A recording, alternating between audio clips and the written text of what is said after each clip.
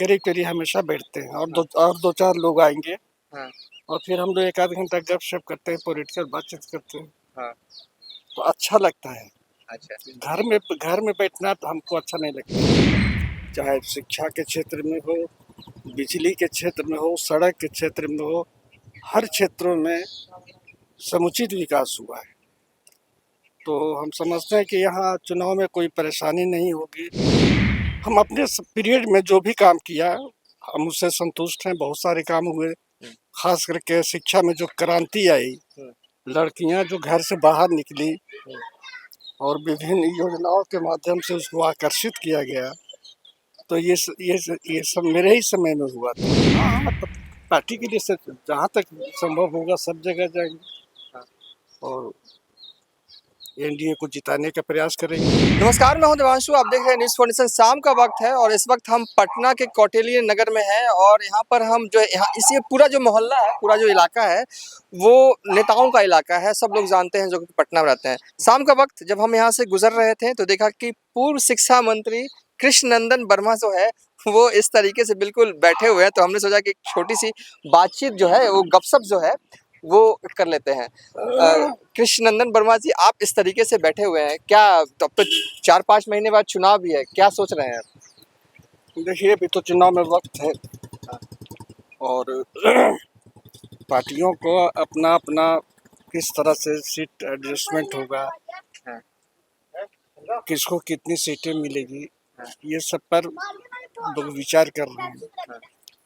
और उसके बाद जो निर्धारित टाइम है उस पर चुनाव होगा। तो बिहार में तो चुनाव दो ही गठबंधन के बीच, एक एनडीए है और एक महागठबंधन। एनडीए भी सत्ता में है और नीतीश कुमार जी माननीय मुख्यमंत्री बहुत अच्छा काम कर रहे हैं। बिहार का विकास किया है उन्होंने और जो चारों तरफ दिखाई पड़ता है कि विकास सचमुच में हुआ है, चाहे शिक्षा के क्षेत्र में हो, बिजली के क्षेत्र में हो, सड़क के क्षेत्र में हो, हर क्षेत्रों में समुचित विकास हुआ है। तो हम समझते हैं कि यहाँ चुनाव में कोई परेशानी नहीं होगी और एनडीए को फिर बहुमत मिल जाएगा और नीतीश कुमार जी पुनः मुख्यमंत्री बनेंगे। अच्छा, ये बताइए, ठीक है हम इलेक्शन की बातें करेंगे, आप इस तरीके से मतलब कि चौराहे पर क्या हर दिन बैठते हैं कि आज आपका मन किया कि इसलिए ऐसे ही बैठ गया? नहीं, करीब हमेशा बैठते हैं और दो चार लोग आएंगे। हाँ। और फिर हम लोग एक आध घंटा गपशप करते हैं, पॉलिटिकल बातचीत करते हैं। हाँ।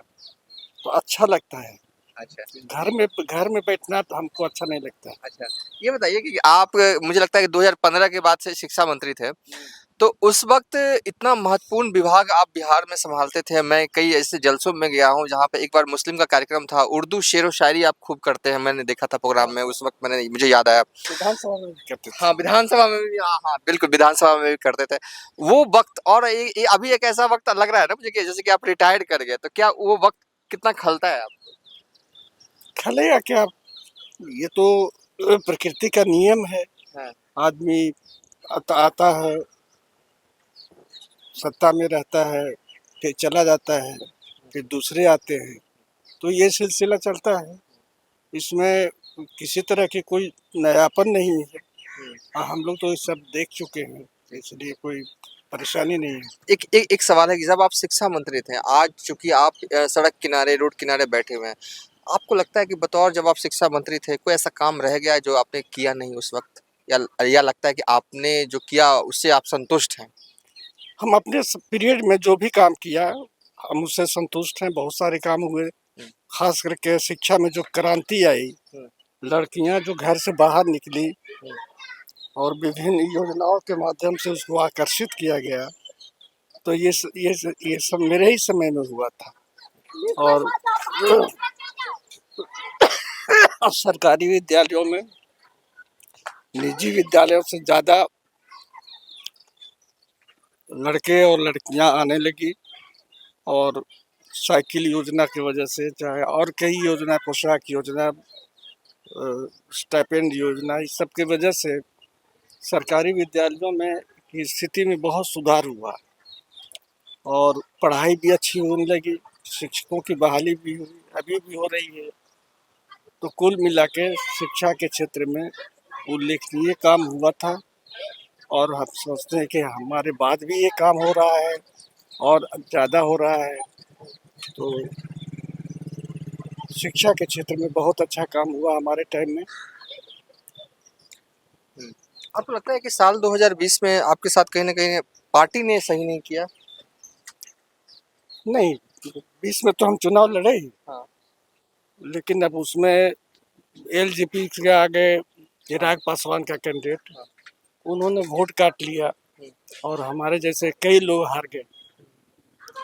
तो चुनाव तो हम लड़े लेकिन कामयाब नहीं हो सके थे। कामयाब हो जाते तो पुनः मंत्री रहते। अब क्या देखते हैं अपने आप को 2025 में, कहाँ देखते हैं? मतलब कि ये जो जिंदगी है शाम के वक्त आराम में दोस्तों के साथ बतियाने वाला, या फिर से सक्रिय राजनीति में, या कहें कि चुनाव लड़ना चाहते हैं 2025? देखिए, हम बहुत ज़्यादा अब इच्छुक नहीं हैं, इसलिए कि अब समय भी बदल गया और अब वो समय नहीं रहा। हम अब बहुत ज़्यादा एक्टिव होने की स्थिति में नहीं हैं, शारीरिक रूप से भी हम थक चुके हैं। इसलिए अब हम जदयू पार्टी जो हमारी है, नीतीश कुमार जी हमारे नेता हैं, उनके लिए काम करना है। अच्छा, जरूरत पड़ी तो चुनाव में घोसी से आप चुनाव लड़ते रहे हैं, जो जरूरत पड़ी तो क्या घोसी में जाएंगे प्रचार करने पार्टी के लिए? हाँ हाँ, पार्टी के लिए जहाँ तक संभव होगा सब जगह जाएंगे हाँ। और एनडीए को जिताने का प्रयास करेंगे। हाँ। नेता लोग जो हैं बिहार में, हमने देखा बिहार के बाहर भी यही स्थिति होगी कि नेता लोग जब रिटायर्ड कर रहे होते हैं तो अपने बच्चे को कहीं ना कहीं राजनीति में सेट करने का प्रयास करते हैं। तो बच्चा पर डिपेंड करता है, वो एक्टिव होगा, वो कुछ करना चाहे तो करे। हमारी क्या भूमिका है? हमारी तो कोई भूमिका नहीं, वो अपना करे। कुछ कहना चाहते हो? कोई सवाल नहीं है ये मेरा, आखिरी है कि बिहार के युवाओं को कुछ कहना चाहते हो आप अपने अनुभव के हवाले से, तो क्या कहें? देखिए, बिहार के युवाओं से हम यही कहेंगे कि ये संजोग है बिहार के इतिहास में कि नीतीश कुमार जैसे कर्मठ आदमी नेता मिला बिहार को, और जो बिहार का काम, बिहार के विकास का काम दिल से कर रहा है। इसलिए इसको एक अवसर मान के बिहार के विकास में सभी लोगों को लग जाना चाहिए, क्योंकि नेता हमारा काम करने वाला है और बिहार को बहुत आगे ले जाना चाहते हैं नीतीश कुमार, और उनको सहयोग करना चाहिए कि वो बिहार को और ज़्यादा से ज़्यादा विकास करें। चलिए, थे पूर्व शिक्षा मंत्री कृष्ण नंदन वर्मा। फिलहाल इस इंटरव्यू को यहीं पर खत्म कर रहे हैं या वाइंड अप कर रहे हैं।